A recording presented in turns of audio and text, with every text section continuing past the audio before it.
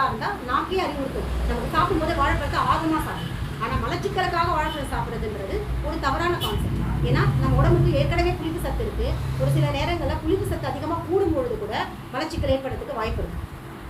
அப்போது நம்ம ஏற்கனவே உடம்புல புளிப்பு சத்து அதிகமாக இருக்கிறதுனால தான் அங்கே மலச்சிக்கல் வந்திருக்கு. அப்போ கூடுதலாக நம்ம வாழைப்பழம் சாப்பிடும்போது அதில் இருக்கிற புளிப்பு சத்து இன்னும் சேர்ந்து நமக்கு மலச்சிக்கலை கூட்டுமே தவிர குறைக்காது. அப்போ கீரை சாப்பிட்டா மலச்சிக்கல் வரும், மலச்சிக்கல் சரியாகும், வாழைப்பழம் சாப்பிட்டா மலச்சிக்கல் சரியாகும் அப்படிங்கிறது தான் தவறான கான்செப்ட். ஏன்னா கீரை பிடிக்காதவங்களே இருக்கிறாங்க. கீரையே சாப்பிடாம எத்தனையோ கிராமங்கள், எத்தனையோ ஊர்கள், ராஜஸ்தான்லலாம் கீரைலாம் அவ்வளோவா கிடைக்கவே கிடைக்காது. அப்போ அவங்களுக்குலாம் கீரையில் இருக்கிற சத்து கிடைக்கலையா? இப்போது கேரட்டே சாப்பிடாத நம்ம முன்னோர்கள்லாம் இருந்தாங்க. கிராமங்களில் எந்த கேரட் கிடைக்கும்? அவங்களுக்கு கிடைச்சதெல்லாம் 6 மாதம் கத்திரிக்காய், அவரைக்காய், வெண்டைக்காய் இப்படியான நாட்டுக்காய்கள் தான். அதுவுமே 6 மாதம் தான் கிடைக்கும். அடுத்த 6 மாதம் தட்டாம்பயிறு தொகையல், இந்த மாதிரியான பயிர் தொகையல் தான் அதிகமாக யூஸ் பண்ணுவாங்க.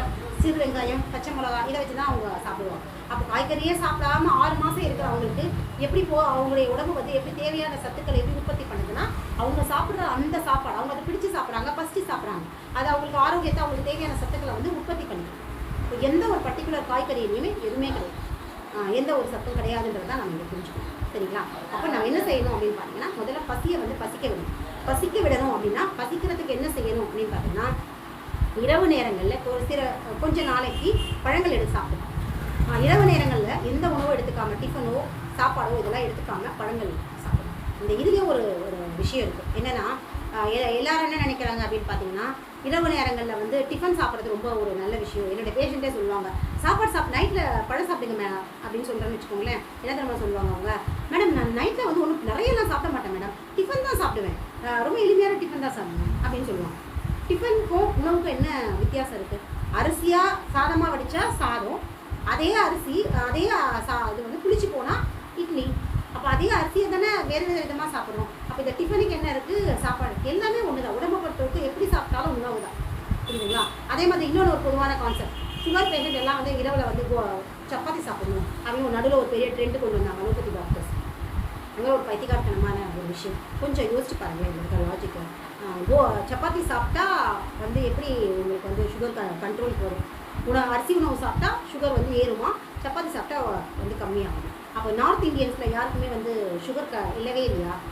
அங்கே போய் செக் பண்ணி பாருங்கள், அங்கேயும் சுகர் பேஷண்ட்ஸ் ஏகப்பட்ட பேர் இருக்கா. அவங்க 3 வேளையுமே சப்பாத்தி தானே சாப்பிட்றாங்க. அப்போ அவங்களுக்கு எப்படி சுகர் ஏறுச்சு?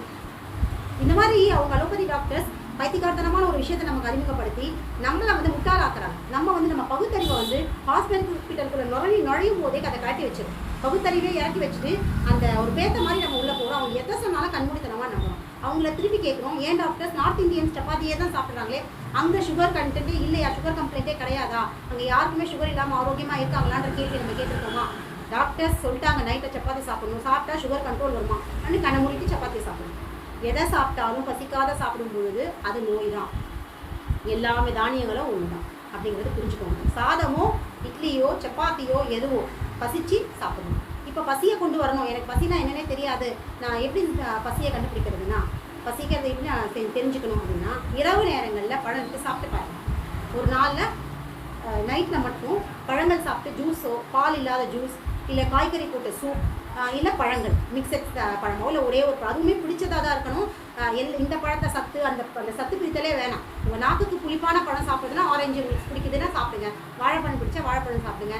எந்த பழம் பிடிச்சிருக்கோ அந்த பழத்தை சாப்பிட்டு வந்தீங்கன்னா இரவு நேரங்களில் உங்களால் சீக்கிரமாக அடுத்த நாள் காலையில் வயிறு பசிக்கான ஒரு தயாராகும். செரிமானம் ஒழுங்குக்கு வரும். செரிமானம் ஒழுங்குக்கு வரும்பொழுது பசி அப்படிங்கிற அடிப்படை விஷயத்தை உங்களால் உணர முடியும். இதை கொஞ்ச நாளைக்கு இந்த இரவு நேரங்களில் பழங்களை சாப்பிட்டுட்டு வந்தீங்கன்னா அடுத்த நாள் நீங்கள் அடுத்த நாள் காலை வேலைகள் உங்களுக்கு பசிக்கு உடம்பு ரெடியாகும். அப்போ ஒரு தடவை நீங்கள் பசியை உணர்ந்துட்டீங்க அப்படின்னா அடுத்த பசிக்கும் நீங்கள் வெயிட் பண்ண வேண்டிய அந்த தெரிஞ்சிடும் எப்போ பசிக்கும் அப்படிங்கிறது உணர்ந்து வயிறு பசிக்கிற மாதிரி தான் இருக்கும். அது எல்லாமே கேஸோட உணர்றது நம்மளோட டெம்ப்ட்டு, இல்லை நம்ம அதை யோசிச்சிட்டே இருப்போம், பசி வருதா கவனிச்சிட்டே இருப்போம் இல்லையா? அதோட ரிஃப்ளெக்ஷன் தான் இந்த மாதிரியான தூண்டல். பசியை நம்ம கவனிக்கக்கூடாது. நம்ம வேலையை செய்யும்போது பசி தானாக நமக்கு அறிவுறுத்தும். இதை தான் பசி வந்தால் 10 பறந்தும் அப்படின்னு சொல்லுவாங்க இல்லையா? பசிச்சிருச்சுன்னா நம்மளால் கண்ட்ரோல் பண்ண முடியுமா? வெக்கமானும் சூடு சொரணை எல்லாத்தையும் பிரேக் பண்ணிட்டு போய் எது கிடைச்சாலும் சாப்பிட்ற மாதிரி ஆகும் இல்லையா? ஒரு திருடி சாப்பிட்ற அளவு கூட பசி கொண்டு போகும். இல்லையா? அதை தானே நம்ம பார்த்துருக்கோம். அப்போ அதான் பசினா நம்மளால் கண்ட்ரோல் பண்ணி இருக்க முடியாது. நார்மலாக வர்றது எதுவுமே பசி இல்லை. இப்போ பசிச்சு நம்ம பிடிச்சி சாப்பிட்றது தான் பேலன்ஸ் டயட். அதுதான் நம்முடைய போஷாக்கு அப்படிங்கிறத புரிஞ்சுக்கணும். தொடர்ந்து அடுத்தடுத்த விஷயங்களை உணவு சார்ந்து தான். நன்றி.